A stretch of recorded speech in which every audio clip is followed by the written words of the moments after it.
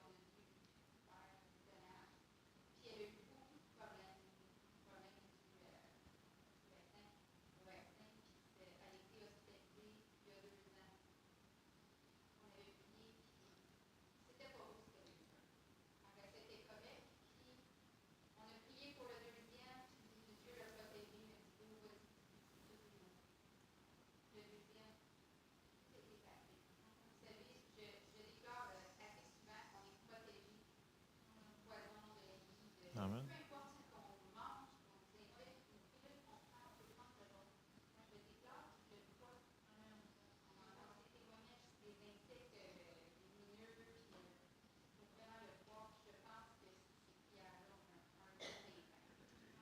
Amen. Amen. Merci, Seigneur. Gloire à Dieu. Dieu agit encore. Dieu répond aux prières. La prière du juste a une grande efficacité.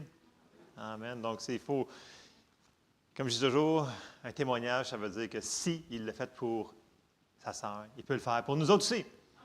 Amen. C'est ça le but des témoignages, c'est de wow, il agit encore pour quelqu'un d'autre, il peut le faire aussi pour moi, donc je le prends pour moi aussi que Dieu agit maintenant dans ma vie. Amen. Amen. Merci, Cathy. Alors, quand vous avez des choses comme ça, venez me voir, qu'on sache exactement ce qui s'est passé et comment on peut l'apporter pour que les autres soient édifiés. C'est important. Le Seigneur fait des choses pour nous autres, mais pour aider les autres aussi. C'est le but de l'opération. Amen. Je vais ouvrir en prière avant de rentrer dans le message de ce matin. Merci, Seigneur, pour ce que tu fais. Tu es tellement bon avec nous. Merci parce que tu guéris encore, tu nous diriges encore, tu nous fais prospérer, Seigneur, en toutes choses. Je te remercie, Seigneur, parce que tu as des bons plans pour nos vies, Seigneur. On te demande ta révélation de ta parole ce matin, Seigneur. Aide-nous à comprendre, Seigneur, puis qu'on puisse la mettre en pratique, n'étant pas des auditeurs oublieux. Dans le nom de Jésus. Amen. Amen. Dans les derniers mois, on avait regardé qu'on n'était jamais seul. Puis on avait parlé que le Saint-Esprit habitait en nous. Je vais juste faire une petite fondation comme ça, parce que je me disais, bien, pourquoi? Bien, parce qu'on ne peut jamais trop entendre la parole et avoir la foi sur ces choses-là. C'est des choses capitales. C'est vraiment important qu'on réalise qu'on n'est jamais seul à chaque jour, qu'il est en nous pour nous aider.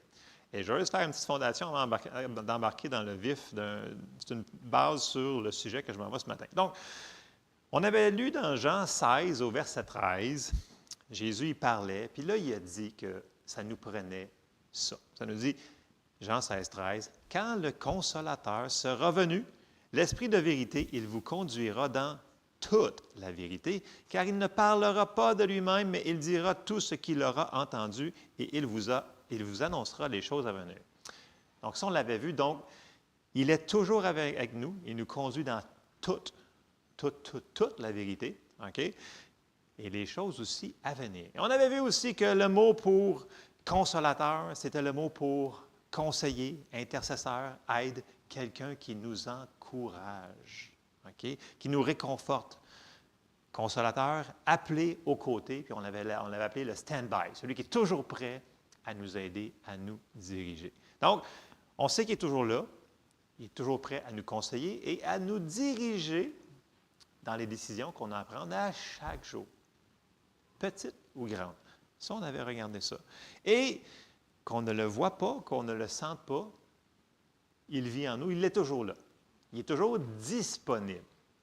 La chose est, et là j'embarque un petit peu dans ce que je veux embarquer, est-ce qu'on va lui demander son aide des fois? Dieu, dans n'importe quelle situation, grosse ou petite, est-ce qu'on va écouter quand il nous parle dans notre cœur, dans notre esprit, quand il dit, écoute, des fois, les gens disent, ouais, il me semble que je perçois telle chose à faire, ça semblerait bon à faire. Bien, si ça semble bon à faire, faisons-le. Parce que, sachant qu'il est plus intelligent que nous autres, il connaît des choses à venir, il vit en nous, donc, ne pas utiliser son conseil, c'est un petit peu de l'orgueil, je vous dirais. Vous me suivez? Et c'est un peu là-dessus qu'on s'en va ce matin. Donc, le Saint-Esprit est toujours là. Si on demande son aide à Dieu pour n'importe quoi qu'on fait face, il est toujours là pour nous amener vers la victoire. Et ça, on ne pourra jamais assez le répéter. Premièrement, on avait vu la manière qu'il nous dirige, ça va être toujours en ligne avec la parole écrite dans notre Bible, donc la parole de Dieu, toujours, toujours, toujours. La deuxième manière, par la direction du Saint-Esprit, donc, qu'est-ce qu'il nous dit à notre esprit? Et le passage qu'on avait regardé, c'était Romains 8,16. Romains 8,16 nous dit, « L'Esprit lui-même rend témoignage à notre esprit que nous sommes enfants de Dieu. » Donc, il rend témoignage à notre esprit, donc il nous parle. C'est là qu'on va percevoir. Les gens disent, « Ouais, mais c'est comme pas dans ma tête, c'est comme... » On dirait que oui, c'est ça. C'est la voix de notre esprit qui perçoit ce que le Saint-Esprit nous dit de faire. Et on doit cultiver cette attitude-là, cette manière de vivre-là, d'être sensible à la voix de notre esprit. OK? Puis quand on sait ce que le Saint-Esprit nous dit, nous dirige, bien, d'avoir l'humilité de dire, OK, je ne comprends pas tout, mais je pourrais peut-être quand même écouter. Parce que je pense qu'il m'aime et qu'il va m'amener vers le bon endroit. Et c'est comme ça qu'on fait des meilleures décisions. Amen? OK, donc ça, c'est un petit peu pour commencer le terrain. Puis vous savez, Des fois, Dieu va agir de manière différente d'une personne à l'autre, d'une situation différente à l'autre, et souvent, on a des idées préconçues de la manière qu'il devrait le faire. Fait que là, on sait que Dieu, il fait ça, il fait ci, il fait ça, puis là, on se dit, bien, là, il va le faire de même, parce que c'est de même qu'il l'a déjà fait, puis j'ai vu mon frère ou ma soeur qui l'a vu, puis il l'a fait de même. Fait qu'il va falloir que tu le fasses de même. Dieu, il est vraiment très, très... il est créatif, imaginatif, il y a beaucoup d'imagination. Donc, il peut le faire de millions de façons, puis on n'a pas besoin de savoir comment il va le faire. Nous, notre job, c'est de croire qu'il va le faire. Amen. Nous autres, notre job, c'est de croire la parole de Dieu, les versets, on trouve les versets, puis là, si on a une direction précise pour des situations qui ne sont pas marquées dans la parole de Dieu, là, on se fie à la direction du Saint-Esprit, à la paix, à sa direction. On avait vu, et on s'en va sur ça ce matin. Et c'est une tendance des humains de vouloir voir des choses comme on l'a déjà vu fait faire à quelque part, puis on veut, bien, c'est de même que Dieu va agir. Mais ce n'est pas toujours le cas. Et un endroit qu'on voit ça, c'est avec Jésus. C'est arrivé à Jésus aussi. Si on s'en va dans... c'est dans Luc 4, et au verset 23. Et là, ici, on va voir que les gens, ils n'avaient pas tout à fait la bonne attitude. Dans Luc 4, au verset 23, ça nous dit, « Jésus leur dit, « Sans doute vous m'appliquerez ce proverbe, « Médecin, guéris-toi toi-même, et vous me direz, « Fais ici. » Donc déjà, on voit que ce n'est pas tout à fait une bonne attitude quand tu dis à Jésus, « Fais ça. » Tu sais, je ne pense pas qu'on doit lui dire qu'est-ce que c'est faire. En tout cas, « Fais ici, dans ta patrie, tout ce que nous avons appris que tu as fait à Capernaum. » Donc, à Capernaum, il a fait plusieurs miracles. Et là, eux autres, ce qu'ils veulent faire, c'est qu'ils ne veulent pas croire. Ils veulent voir des miracles, comme il a fait à Capernaum, pour croire ce que Jésus leur annonce. Mais là, ce n'est pas de même que ça marche avec Jésus, semble-t-il, parce qu'il va leur répondre, mais c'est comme s'il ne répond pas vraiment à leur question « Je veux voir des miracles ». Mais il leur répond, mais d'une autre manière. Verset 24. « Mais, ajouta-t-il, je vous le dis en vérité, » ça fait comme, vous savez que tu t'en vas avec ça. Il s'en va quelque part. « Aucun prophète n'est bien reçu dans sa patrie. Je vous le dis en vérité, il y avait plusieurs veuves en Israël du temps d'Élie, lorsque le ciel fut fermé 3 ans et 6 mois et qu'il y eut une grande famine sur toute la terre. Et cependant, Élie ne fut envoyé vers aucune d'elles, si ce n'est vers une femme veuve à Sarepta, dans le pays de Sidon. Il y avait aussi plusieurs lépreux en Israël du temps d'Élisée le prophète, et cependant, aucun d'eux ne fut purifié, si ce n'est Naaman le Syrien. Ils furent tous remplis de joie d'entendre qu'il leur corrigeait avec la parole de Dieu. Non, ils n'étaient pas contents de se faire reprendre qu'il faut absolument voir pour croire. Et là, ils furent tous remplis de colère dans la synagogue lorsqu'ils entendirent ces choses. Et s'étant levés, ils le chassèrent de la ville et le menèrent jusqu'au sommet de la montagne sur laquelle leur ville était bâtie afin de le précipiter en bas. Ils n'étaient pas contents. Des fois, la parole, elle peut choquer quand on l'amène, la parole avec vérité, mais il l'a apporté dans l'amour. C'est eux autres qui ne voulaient pas recevoir. Eux autres, ils voulaient voir le fait, les choses, puis on va croire. J'ai dit, non, vous ne comprenez pas, c'est pas comme ça que ça fonctionne. OK. Fait que là, ils voulaient voir, eux autres, les choses qu'ils avaient vues, la même chose qu'ils avaient entendues, qu'ils avaient faites à Capernaum. Et là, il va leur citer 2 exemples. On a l'exemple de la veuve, on a l'exemple du lépreux Naaman, qui, en passant, n'était même pas juif, ce qui les a fâchés encore plus. Donc là, c'est comme paf! Et ils nous sont donnés comme exemple. C'est spécial, hein? Fait que, puis, tu sais, on va embarquer dans le passage ce matin. Le passage que je veux qu'on aille, c'est le passage qu'il a cité sur Naaman le Syrien. On s'en souvient pas mal. La plupart d'entre nous, c'est un passage quand même assez connu, mais il y a beaucoup de choses là-dedans qui s'apparentent à nous. Jésus le donne comme exemple, c'est parce qu'on peut sortir des choses de ça. Okay? Donc, on va retourner dans notre Bible, dans 2 Rois et au chapitre 5, ça se passe, ce récit-là. Et soyons ouverts à comprendre des choses de ce que Jésus est en train de corriger les gens, parce que leur attitude n'était pas correcte. Alors, dans 2 Rois 5, on va voir le récit de Naaman, le Syrien. qui avait la lèpre. Bref, on commence. 2 Rois 5, ça nous dit « Naaman, chef de l'armée du roi de Syrie, jouissait de la faveur de son maître et d'une grande considération, car c'était par lui que l'Éternel avait délivré les Syriens. » OK? Il avait été utilisé de Dieu. Il avait délivré les Syriens. Mais cet homme fort et vaillant était lépreux. Or, les Syriens étaient sortis par troupes et ils avaient emmené captive une petite fille du pays d'Israël qui était au service de la femme de Naaman. Et elle dit à sa maîtresse, « Oh, si mon Seigneur était auprès du prophète qui est à Samarie, le prophète le guérirait de sa lèpre. » Donc, il semblerait qu'il y avait des miracles qui se passaient, parce que si la petite fille elle raconte ça à sa maîtresse, bien, ça veut dire que ça l'arrivait. Puis là, la parole vient, la foi vient en entendant la parole de Dieu. Fait que là, la petite fille dit ça à sa maîtresse. Verset 4. Naaman alla dire à son maître, donc le roi du pays, « La jeune fille du pays d'Israël a parlé de telle et telle manière. » Verset 5. Le roi de Syrie dit, « Va, rends-toi à Samarie, et j'enverrai une lettre au roi d'Israël. » Il partit, prenant avec lui 10 talents d'argent, 6 000 cycles d'or et 10 vêtements de rechange. Donc, si vous calculez un petit peu là, dans vos monnaies, dans votre Bible, là, si on est conservateur, là, c'est au moins 5 millions de dollars là, qui part avec là, comme monnaie de poche, là, avec des valises. OK? Parce que c'est quand même très, très pesant. Estimation, c'est environ 900 livres de chunk d'argent puis d'or, à part des vêtements de rechange. Fait que, tu sais, il part avec la lettre du roi, qui est assez claire, avec plein d'argent. Puis là, il arrive, il dit, écoute, moi, là, je t'envoie là. Donc, c'est pas n'importe qui, là. C'est le chef de l'armée syrienne. OK, fait que là, okay, on suit. OK, verset 6.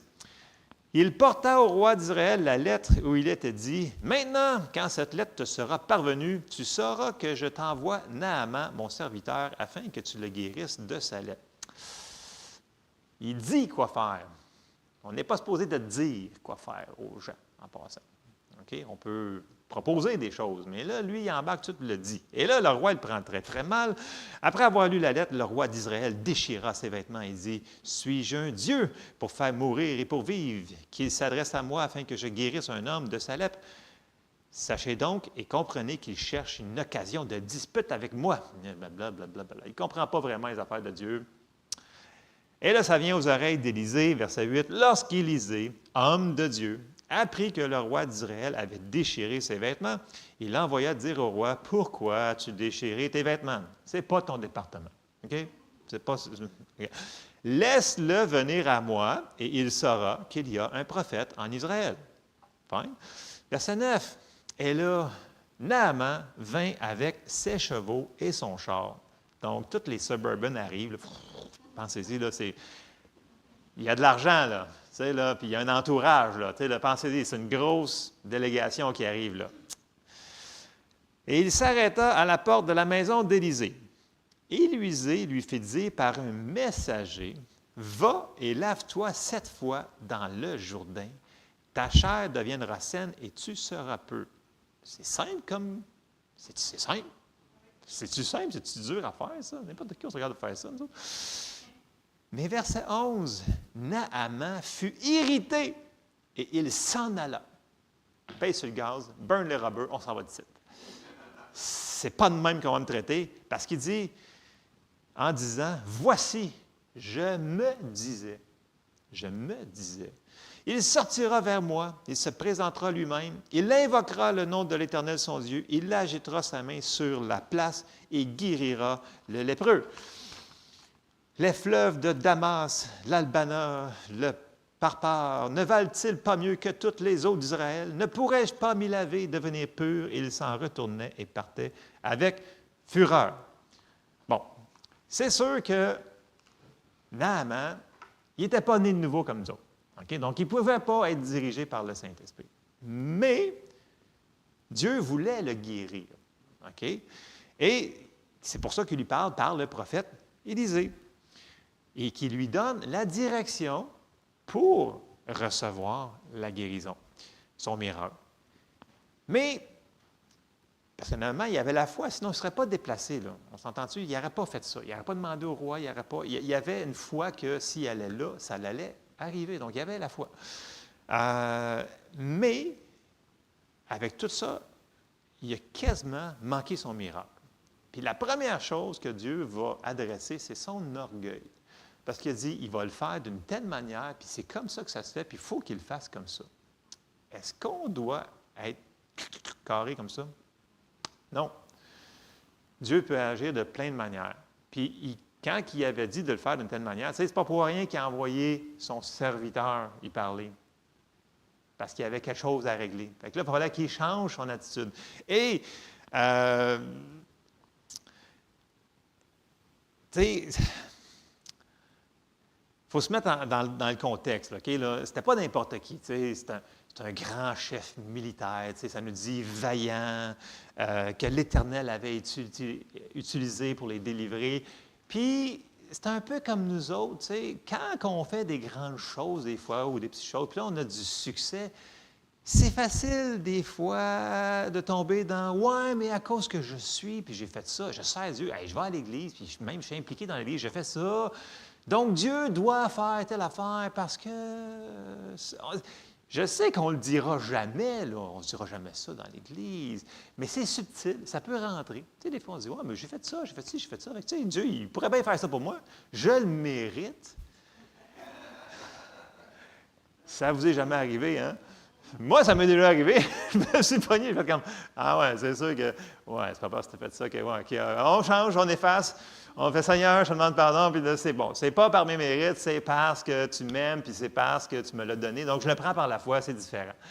C'est subtil, l'orgueil. Ça peut arriver comme ça. C'est pour ça qu'il faut se watcher. Puis ça nous dit que l'orgueil précède la chute. Parce que ça peut arriver très facilement. Donc, hey, moi, j'ai fait ça. Là, je suis bon. J'ai la médaille, tout le kit. Là. Ah, écoute, si Dieu ne t'aurait pas donné la force pour le faire, tu n'aurais pas été capable de toute façon. Amen? Fait que ça, il faut se mettre ça dans la tête. Fait que là, il travaille, puis là, c'est important avec qui ton entourage est. Parce que dans ce moment-là, même si ça travaillait dans sa tête, il savait qu'est-ce que faire, il était fâché. Parce que d'habitude, quand on va à quelque part, on dit « Sir, yes, sir, Naaman, ô grand vaillant guerrier général, qui tu es, blablabla. » Mais là, ce n'est pas la réception qu'il a reçue. Mais ses petits amis à côté, sergent, caporal, lieutenant, ils ont dit, là, ils ont été le voir, ils ont dit « Écoute bien, ô grand général, vaillant et guerrier. » Et là, il leur parle. Et on arrive, avant ça, je voulais vous lire, oui, c'est ça. J'ai sorti 1 Corinthiens 4. C'est important que, tu sais, des fois, on fait des... Les œuvres, c'est bon si c'est des œuvres de foi. OK? Je m'explique. Dans le sens que on n'est pas sauvé par nos œuvres, on ne reçoit pas par nos œuvres. Mais si on a la foi dans Jacques, ça nous dit que la foi va faire des choses pour être correspondante à notre foi. On est tous d'accord là-dessus. Et l'orgueil, je l'ai sorti dans 1 Corinthiens 4, 6, et au verset 7 aussi. Là. Paul, il nous dit « C'est à cause de vous, frères, que j'ai fait de ces choses une application à ma personne et à celle d'Apollos, afin que vous appreniez en nos personnes à ne pas aller au-delà de ce qui est écrit, et que nul de vous ne conçoive de l'orgueil en faveur de l'un contre l'autre. Car qui est-ce qui te distingue? Qu'as-tu que tu n'aies reçu? Et si tu l'as reçu, pourquoi te glorifies-tu comme si tu ne l'avais reçu? » Fait que, tu sais, quand on fait des bons coups, là, des bonnes shots, là, tu sais, on a fait la bonne décision, on a écouté, on a obéi, on dit « Merci Seigneur de m'avoir donné la force de le faire, l'intelligence et le vouloir de t'obéir. » Ça, quand on reste dans une attitude comme ça, là, on se protège de l'orgueil et de la chute. Donc, parce que c'est subtil, ça peut rentrer n'importe quand. OK? Y aller par les œuvres, on fait ci, on fait ça. Ah, je vais jeûner plus, comme ça, c'est sûr qu'il va être obligé de me guérir. Non, c'est pas comme ça. On va juste maigrir plus. Voilà. Donc, ça peut être bon pour certaines personnes qui veulent perdre du poids, mais ce n'est pas le but de l'opération. Le but, c'est de savoir de Dieu. Bon.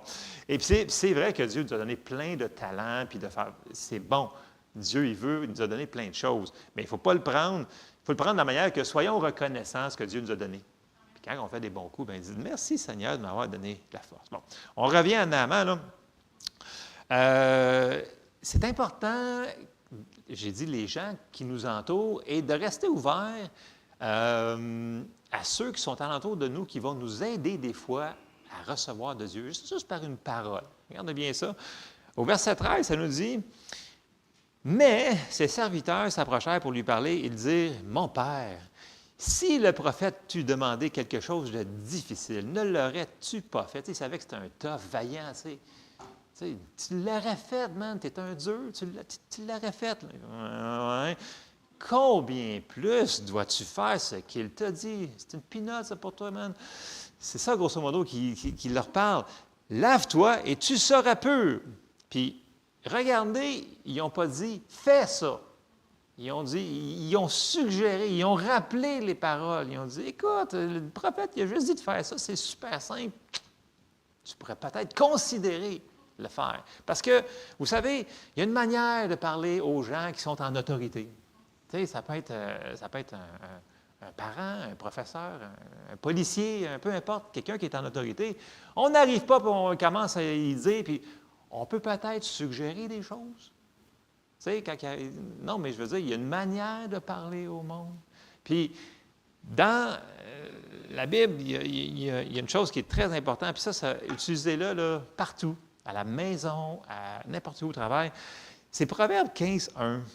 Tu sais, ça arrive-tu des fois qu'il y a des gens là, qui sont un peu comme Naaman, là, qui sont fâchés, là, puis sont sur le bord d'arracher la tête à quelqu'un, puis qu'ils vont trop vite en auto, parce que fait que lui, il a pesé sur le gaz, puis bref, Proverbe 15.1 nous dit « Une réponse douce calme la fureur, mais une parole dure excite la colère. » Fait que, tu sais, si ses amis, les petits généraux à côté qui avaient des petits caporals, sergents, ils auraient dit « Écoute, il n'y a pas d'allure, écoute ce qu'il t'a dit là, c'est un manque de respect, ça n'a pas d'allure, let's go, on s'en va d'ici, puis on ramène l'armée, puis on les décapite. » Il n'y aurait pas eu de miracle. Mais c'est pas ça qu'ils ont fait. Ils ont dit « Hey, écoute. Est-ce que tu considérais de faire quelque chose de dur? » Fait que probablement que oui. Mais hey, là, c'est facile en plus. Tu pourrais quand même considérer. Puis là, probablement qu'il a dit, j'ai reconsidéré. Et de ma propre initiative, je vais aller faire ce qu'il va faire. Là, ses serviteurs ont dit, quelle bonne idée, ô grand maître serviteur. Ça arrive des fois, ça, ces affaires-là. Alors, la première chose qu'il a travaillé, c'est sur l'orgueil de Naaman. Donc, il pensait que les choses, à cause qu'il était une personne si importante que ça, Dieu devait le faire d'une telle manière, avoir telle réception. On ne travaille pas comme ça avec Dieu. Ce n'est pas par nos mérites. La deuxième chose, c'est que de la manière qu'il pensait qu'il allait le faire, le miracle. Vous souvenez-vous, il a dit, il invoquera le nom de son Dieu et il agitera la main sur la place, là, et je serai guéri, dans le sens que dans sa tête, il avait peut-être entendu quelqu'un que, je ne sais pas, il avait été imposé les mains, puis là, il fallait que ça soit comme ça, parce que c'est comme ça que Dieu le fait. Non, mais pour de vrai, souvent, on a dans notre... Écoute, pour telle personne, là, c'est arrivé comme ça, fait qu'il faut que ça se fasse comme ça, sinon ça ne marchera pas. Écoute, ne limitons pas Dieu, OK? Parce que souvent, quand on se dit, écoute, on veut le spectaculaire d'une telle manière qu'une personne nous a conté son témoignage, ça ne veut pas dire que c'est comme ça que Dieu va nous diriger à recevoir la réponse pour nous autres. Soyons ouverts à ça. Dieu travaille de plein de différentes manières. Et ça prend de l'humilité, pas de l'humidité, mais de l'humilité, pour recevoir la direction qu'on a demandée à Dieu. Puis, l'autre chose, c'est que nous autres, on a l'avantage, c'est qu'on peut y demander, Seigneur, si tu vas là que tu m'en vas vraiment. Puis, mais, une chose est sûre, c'est qu'une fois qu'on a la direction, c'est plus le temps de poser des questions à tout le monde. C'est le temps de le mettre en pratique. L'obéissance vaut mieux que les sacrifices. Donc, quand on obéit à la direction de Dieu, ça amène toujours vers une victoire. Bon. Et on arrive au verset... J'ai lu le 13, mais il est bon le 13, on va le relayer quand même.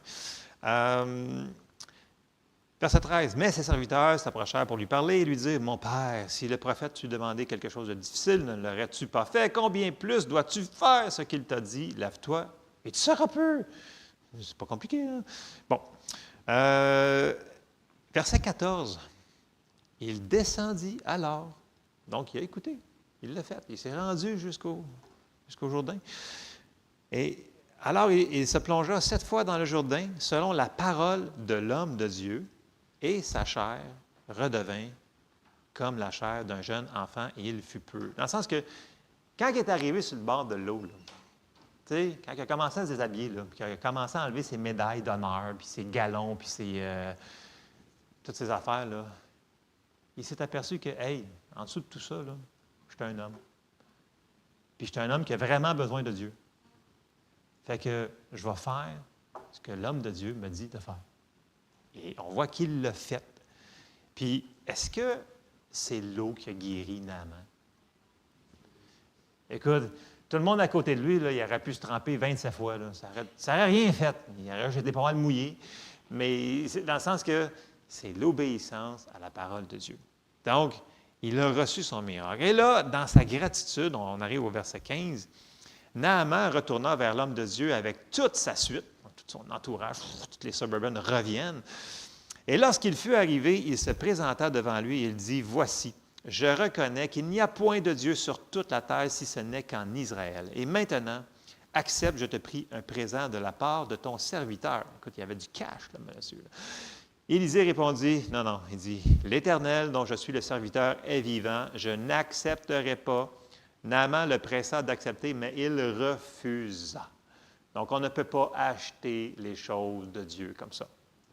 C'est par la foi, c'est par amour qu'il nous l'a donné, c'est par ce que lui a payé. Bon, on sait par après, si on lit un petit peu plus loin, que son serviteur, lui, il ne pensait pas tout à fait de la même manière.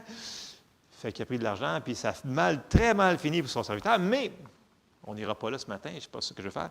Mais on voit que Naaman, il est retourné parce qu'il était, lui, il ne voulait pas, il voulait juste, il était tellement reconnaissant de ce que Dieu avait fait, puis celui qui représentait Dieu, c'était le prophète, donc il voulait lui donner ce qu'il avait apporté.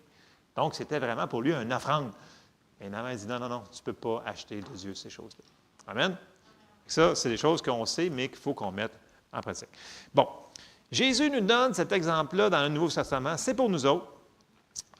Il nous aime, il veut nous aider en toutes choses. Bon, des fois, comme j'ai parti au début, c'est important de demander à Dieu vers quelle manière que je vais me rendre jusqu'à la manifestation de la réponse que j'ai de besoin. OK? Puis là, je vais retourner sur la guérison parce que là, on a vu une guérison. On commence par la parole. On trouve un verset. Donc, mettons que vous allez dans 1 Pierre 2, 24, vous le connaissez quasiment par cœur. Lui qui a porté lui-même nos péchés en son corps sur le bois, afin que, morts au péché, nous vivions pour la justice, lui par les meurtrissures duquel vous avez été guéris. Donc, vous savez que la parole de Dieu nous dit à plusieurs endroits que la guérison a déjà été achetée pour nous. OK? Mais, de quelle manière qu'on va le recevoir le plus rapidement possible? Donc, on peut demander à Dieu, Seigneur, sur quel verset je dois me tenir? De quelle manière? Est-ce que je fais des confessions? Est-ce que je dois lier quelque chose? Est-ce que je dois délier quelque chose? Le Saint-Esprit qui est en nous autres, lui, il connaît toutes choses. Donc, en lui demandant, on risque d'arriver plus rapidement à l'endroit qu'on veut arriver, qui est la manifestation, la réponse de ce qu'on lui a demandé. Vous me suivez? Donc, la parole de Dieu en premier et l'aide du Saint-Esprit. Donc, je sais qu'on est très intelligent, on connaît notre Bible, mais après ça, il ne l'a pas envoyé pour rien. S'il a dit, vous en avez de besoin, il est avantageux pour vous que je m'en aille. Donc, il faudrait peut-être prendre en considération que dans chaque décision, petite ou grande, il faudrait l'utiliser son aide. OK? Et ça prend de l'humilité. Et donc, on lui demande comment, Seigneur, aide-moi à recevoir. Je te demande ça. Je vois dans ta parole que tu veux me guérir. Je vois que la guérison m'appartient. Donc, aide-moi. Puis là, je vais vous apporter puis comme je vous dis, essayons de ne pas trop cadrer ça dans une case, dans une affaire on fait ça comme ça. Si Dieu ne le fait pas comme ça ne fonctionnera pas. On s'en va dans le Nouveau Testament, dans Jean 9 et au verset 6. Puis là, on voit une guérison pas tout à fait habituelle dans le ministère de Jésus. OK? Jean 9 et au verset 6, vous vous souvenez de cet endroit-là. Après avoir dit cela, il cracha à terre. Donc, on parle du récit de l'aveugle né. Okay, il est né aveugle de naissance. Puis là, on arrive au verset 6, puis il dit, après avoir dit cela, il cracha à terre et fit de la boue avec sa salive. Puis il appliqua cette boue sur les yeux de l'aveugle. Et il lui dit, « Va et lave-toi au réservoir de Siloé, nom qui signifie envoyé. » Il y alla, se lava et s'en retourna, voyant clair. Est-ce qu'il y a d'autres endroits là-dedans qu'on voit la même guérison que ça? Non. C'est complètement différent. Pourquoi? Je ne sais pas. Puis, est-ce que vous pensez que l'aveugle, il comprenait qu'en traversant jusqu'à l'autre bout de la ville, qui était dans le sud, pour aller à Siloé, qu'en s'en allant faire ça, en se lavant, là, il allait être guéri? Non, il ne comprenait pas. Par contre, il l'avait entendu parler, pendant qu'il parlait, que c'était sa volonté de guérir, que c'était lui qui était la lumière, puis il était jour, le quitte. Je n'aurai pas le temps de faire cette parenthèse-là. Mais il avait entendu, la foi vient en attendant. Puis quand il a donné ce commandement-là, il était juste aveugle, il n'était pas sourd. OK? OK. Non. On va y aller. Jean 9. Non, mais c'est important, ça, parce que des fois, on a des choses préconçues, puis on ne peut pas. OK. Jean 9, verset 1. Jésus vit en passant un homme aveugle de naissance. Puis là, ses disciples, regardez bien, ses disciples lui posèrent cette question. « Rabbi, qui a péché, cet homme ou ses parents, pour qu'il soit né aveugle? » Jésus répondit, « Ce n'est pas que lui ou ses parents aient péché, mais c'est afin que les œuvres de Dieu soient manifestées en lui. » Puis là, les gens, ils pensent que les œuvres de Dieu, c'est qu'il soit né aveugle. Ce n'est pas ça qu'il parle pantoute. Les œuvres de Dieu, c'est ce qu'il va faire dans quelques secondes. OK? Relisez vos Bibles correctement avec les virgules à la bonne place dans les bons textes, vous allez voir que ce n'est pas ça qu'il parle. Mais là, lui, là, pendant ce temps-là, l'aveugle, là, il entend. Il est juste qu'il ne voit pas. Mais il entend. Puis là, pour la première fois, il se fait dire que ce n'est pas de sa faute. Ce n'est pas de la faute de ses parents. Ce n'est pas sa faute à lui. Et là, il écoute.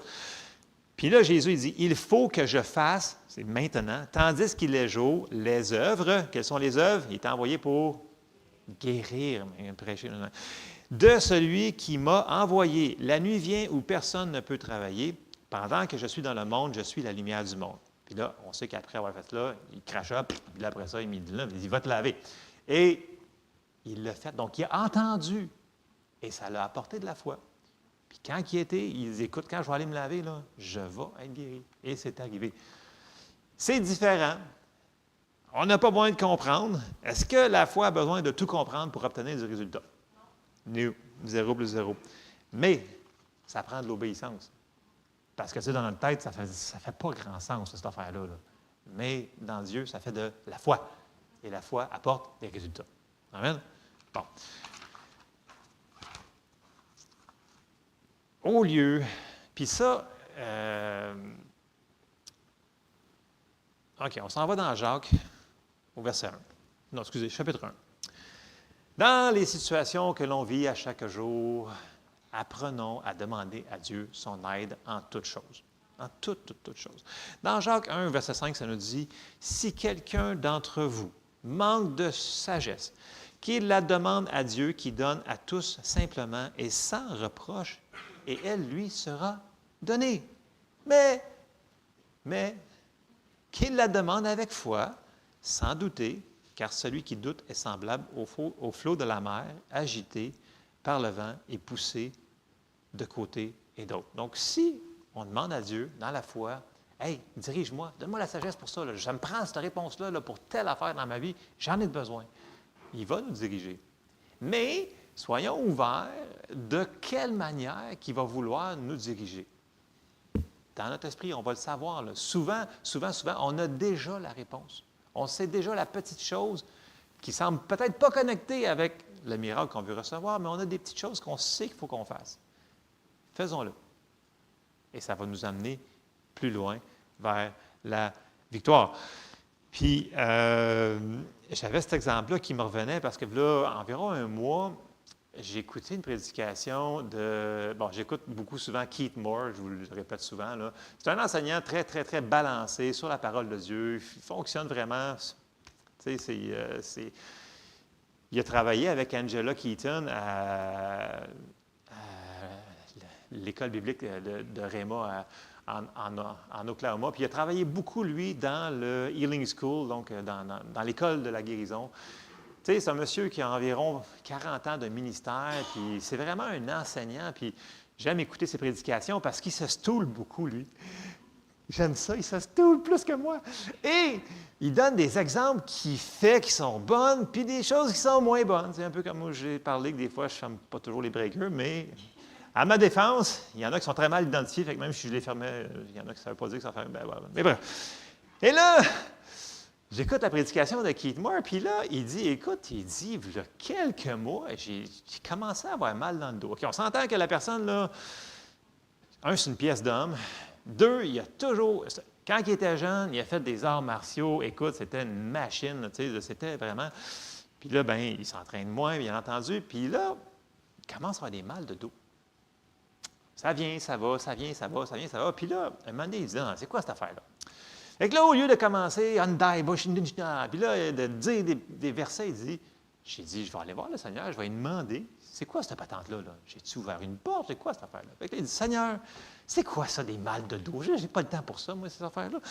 Fait que là, dans son esprit, il dit, j'ai perçu, fais des étirements. Il fait comme, hein? Fais des étirements. Fait que là, il fait comme, des étirements. Est-ce que tu pourrais être plus clair? Puis là, il dit, c'est pas une voix audible, là. Il dit, dans mon esprit, je perçois que le Seigneur, il a dit, écoute, il dit, tu passes ta semaine assis en arrière d'un ordinateur à pitonner des prédications. Après ça, tu passes des journées entières à voyager jusqu'à tel pays pour annoncer la parole. Après ça, tu reviens en avion, tu es encore assis, tu es toujours comme ça. Et là, il dit, étire-toi. Pas une voix audible, là. Il perçoit à l'intérieur. OK?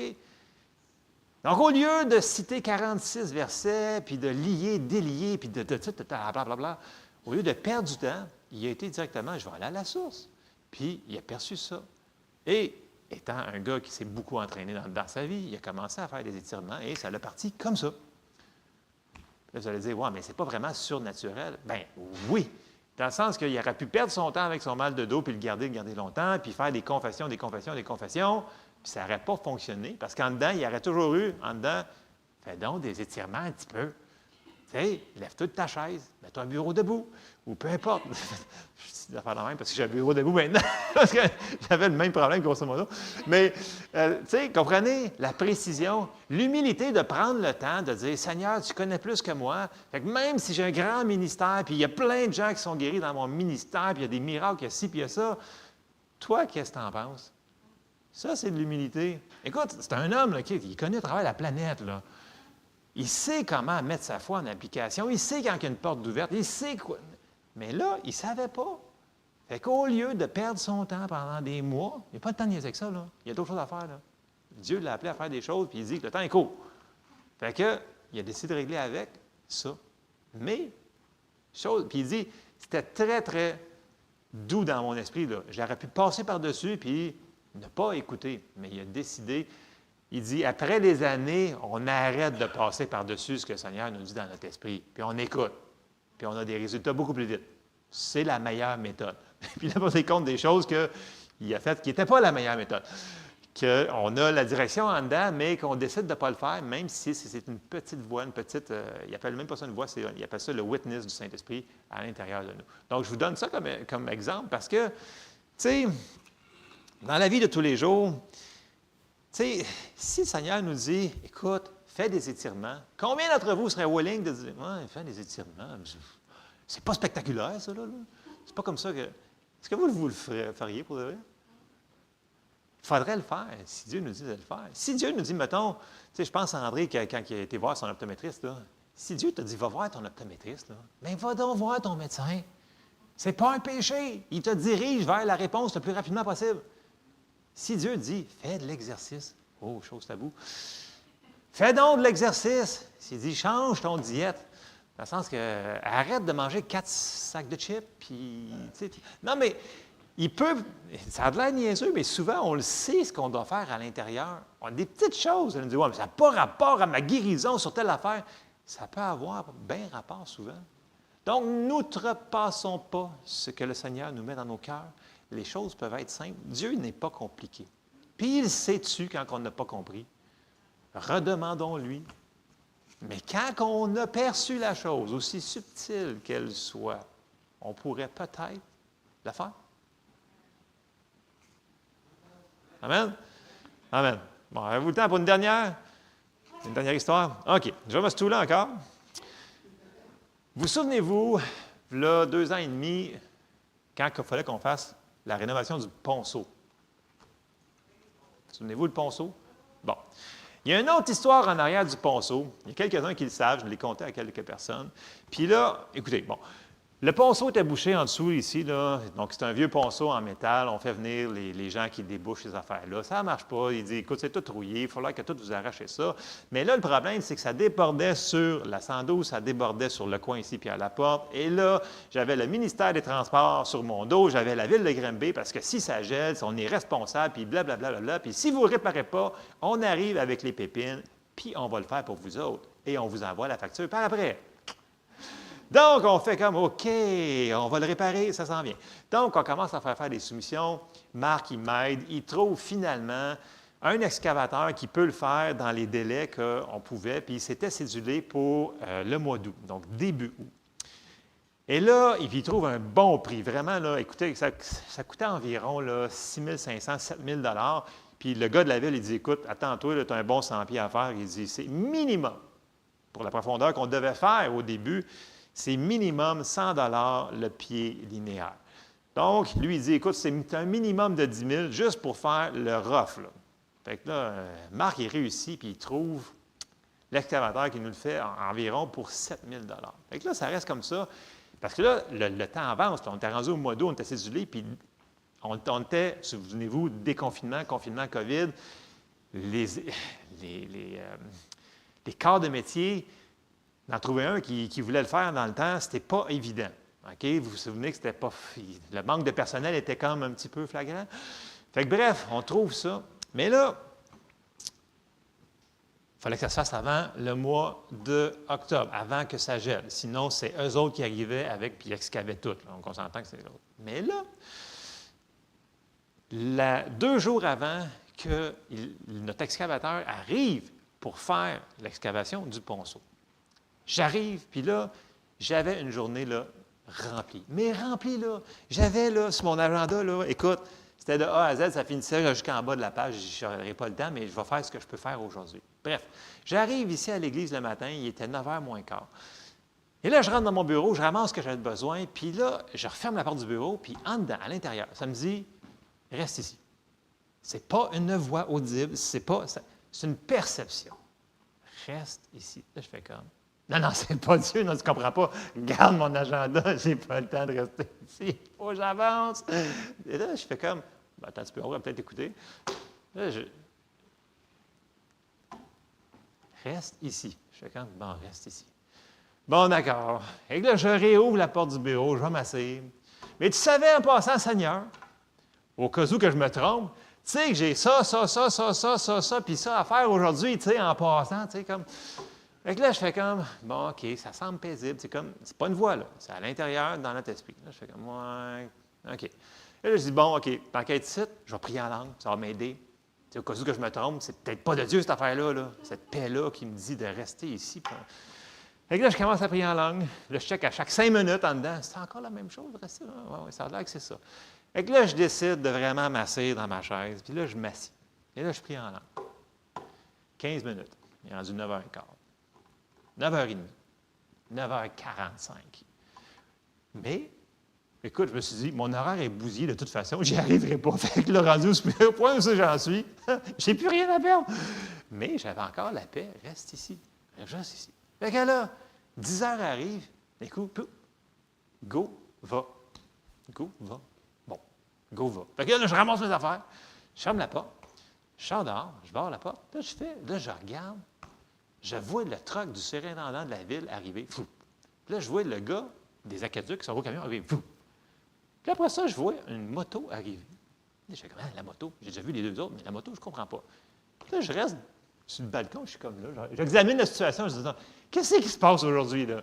Et là, je regarde, là, les 3, ils ont une discussion assez mouvementée, je vous dirais, parce que le gars qui est en charge, lui, il n'est pas content, puis l'autre qui a la moto, Il dit, non, tu ne comprends pas, monsieur en charge. Il dit, c'est comme ça, puis comme ça. Puis là, il y avait une mini-tablette informatique. Puis là, il explique plein d'affaires, puis il dit, il faut que ça soit comme ça. Fait que là, moi, je décide d'aller me joindre à leur conversation. J'avais comme un genre de... Ça me semblait bon d'aller me joindre à la conversation. Puis là, l'autre, il me reconnaît, le surintendant. Il dit, bonjour, bonjour. Et là, je voyais que ce n'était pas sa meilleure journée parce que l'autre, il semblait lui dire des choses qu'il ne semblait pas faire. Fait que là, je viens à comprendre qu'eux autres, ils savaient qu'il y avait l'école en haut ici des Perséides qui allait se construire, qui n'était pas en construction, que nous autres, on ne savait pas. Puis là, je m'aperçois que l'autre, finalement, c'est l'ingénieur civil de la ville, qui normalement ne se déplace pas, mais là, il dit, écoute bien, il dit, on va raccorder cette école-là en plus sur l'eau qui descend là-bas, plus sur le pied à la porte. Il dit, si vous remettez la même grosseur de ponceau, ça ne fonctionnera pas, ça va déborder dans la rue. Fait que là, je fais comme, oh non, c'est pas bon ça. Parce que je dis, écoutez, je dis, autres, ça se fait dans 2 jours, là, en passant, c'est comme là. Fait que là, il dit, attends-toi. Fait que là, le gars qui est en charge, le chef, il dit, peu importe ça sera ce que ça sera, mais ça nous prend ça. Fait que ça prend quoi? Bref, il fallait qu'on grossisse le diamètre de, je ne me souviens plus de combien de pouces, là. Mais le ponceau normal qui était là, il fallait qu'il vienne ça de gros, il fallait qu'on creuse plus creux, puis toute la patente. Là, je fais comme... Puis là, c'était non négociable. Ça, c'est le surintendant qui dit ça. Fait que là, je fais comme, eh bien, c'est spécial. Fait que là, je vais voir l'ingénieur civil. J'ai dit, écoute bien, j'ai dit, je viens de te mettre en situation. J'ai dit, écoute, nous autres, on a fait des soumissions. Ça a pris des mois pour avoir notre excavateur, puis il vient dans 2-3 jours. Puis, tu sais, on ne pensait pas creuser creux comme ça. J'ai une soumission pour un tuyau sol gros. Là, tu me demandes un tuyau sol gros. J'ai dit, c'est pas de notre faute que vous raccordiez l'école sur la même affaire qui va passer en dessous de notre fossé à nous autres. Là, il fait comme, ben, j'avoue que ce n'est pas vraiment votre faute. J'ai dit, y aurait-tu moyen que vous autres pouvez nous accommoder là-dedans? Parce que, tu sais, je n'ai pas demandé en passant. J'ai juste exposé notre situation. Voici notre cas. Tu sais, qu'est-ce que tu en penses? Il dit, ben, vu de même, il dit, effectivement, vu qu'on fait passer l'eau ici, il dit, d'après moi, il doit y avoir un programme pour ça. J'ai dit, un programme pour ça. Ah ouais? J'ai dit, ben, il dit, écoute, il faut que je retourne dans mon bureau, là. Il dit, donne-moi ton idée. Là, je donne mon courriel, tout le kit. J'ai dit, ouais, mais il faut que tu me rappelles, là. J'ai dit, je veux que tu me rappelles, puis, fait, parfait. Il dit, je te rappelle après-midi. Bref, je m'en vais à la maison, c'est l'heure du dîner. Après le dîner, il me rappelle. Le gars de la ville, l'ingénieur, il me rappelle. Il dit, écoute, j'ai fouillé au bureau, puis il dit, effectivement, quand c'est la ville qui décide de faire ça, on peut le faire à nos frais, la ville. Je dis, quoi? Au complet? Il dit, ouais. Là, je fais comme, écoute, envoie-moi ça par écrit, par courriel. Fait que là, le gars, il dit, pas de problème. Fait que là, il nous envoie ça. Fait que là, le lendemain, j'ai le courriel. La ville de Granby va faire le ponceau au complet, là, de A à Z. Là, je fais comme, wow! Fait que là, je parle avec Marc, il dit, ben, voyons. Là, j'ai envoyé le courriel, il fait comme, ben là. Fait que là, on appelle tout de suite notre excavateur qu'on avait, nous autres. Puis là, finalement, ça donne que pour lui, là, on pensait avoir une pénalité parce qu'on l'avait. Il dit, ah non, écoute, je suis tellement bouqué, ça fait bien mon affaire. On fait comme, wow, merci Seigneur. Tu sais, une affaire par-dessus une affaire par-dessus une affaire. Faire une histoire courte, ils sont arrivés environ 1 mois et quelques plus tard. Ils sont arrivés, eux autres, avec leurs grosses pépines, tout le kit. Ils ont tout arraché, ils ont tout changé, ils ont mis le ponceau. Ils ont tout remis la terre. Tout était comme tout prêt à semer, tout le kit qu'ils auraient pris un temps phénoménal. Bref, tout ça, c'est fait parce que j'étais au bon endroit, au bon moment, avec la bonne personne. Mais, je vous le dis tout de suite, là, c'était tellement doux comme patente quand j'ai fermé la porte du bureau, reste ici, j'aurais pu passer par-dessus 100 millions de fois. J'aurais pu vraiment dire, écoute, j'ai tellement d'affaires à faire, j'ai pas le temps, puis j'aurais pu m'obstiner en plus. Mais Dieu voulait nous bénir. On est une Église qui sème abondamment, bien on moissonne abondamment. Puis ça, c'est une moisson, là, parce qu'on a sauvé plusieurs dizaines de milliers de dollars, parce que c'est la ville de Granby qui l'a fait. Puis c'est pas à cause que je suis bon. C'est juste parce que Dieu voulait le faire. Mais ça prend des fois des personnes qui vont obéir puis mettre leur horaire de côté. Et en plus de ça, je vais finir de me stouler, j'ai quasiment fini, là. Il a réglé le restant de ma journée. Il y avait des cas là-dessus là, qui prenaient des heures à faire. Ça s'est fait tac, tac, tac. Écoute, j'ai fini ma journée. Tout était fait sur mon agenda. Là, j'ai fait, si ça, c'est pas Dieu, C'est vraiment Dieu. Et là, j'ai fait, merci Seigneur parce que tu es bon avec nous autres. Amen. Fait que, tu sais, quand on a une petite perception en dedans dans notre esprit, fais ça. Vous ne savez pas où est-ce que ça va nous apporter. On n'a pas besoin de savoir. Lui, ce qu'il veut, c'est juste de l'obéissance. Quelqu'un qui pourrait servir pour faire quelque chose sur la terre. C'est le même qui fonctionne. C'est à travers son Église. Et si on le fait dans nos vies, on va avoir des grandes victoires. Amen. On se lève ensemble. Il est bon. C'est lui qui l'a fait. Il nous aime tellement. Il veut tellement agir dans nos vies. Il faut qu'on y laisse la place. Alléluia. Merci, Seigneur. Seigneur, on te remercie pour ta miséricorde de compassion avec nous. Merci, Seigneur, pour ta patience, Seigneur, quand tu nous dis des choses, puis des fois, on n'écoute pas toujours, mais Seigneur, on te demande de nous rendre, Seigneur, plus sensibles à ta voix, Seigneur. Rends-nous, Seigneur, rapides, Seigneur, à obéir, Seigneur, les petites directions que tu nous donnes à chaque jour, Seigneur. Et aide-nous à marcher avec toi pour que tu puisses accomplir, Seigneur, toutes les choses que tu veux faire ici, parmi nos familles, parmi les gens qu'on aime, partout où est-ce qu'on va, Seigneur, qu'on soit vraiment la lumière, le sel, Seigneur, que tu puisses nous utiliser puissamment dans tout ce que tu veux faire, Seigneur. On te remercie, Seigneur, et on te demande ton aide dans le nom de Jésus. Amen. Soyez bénis.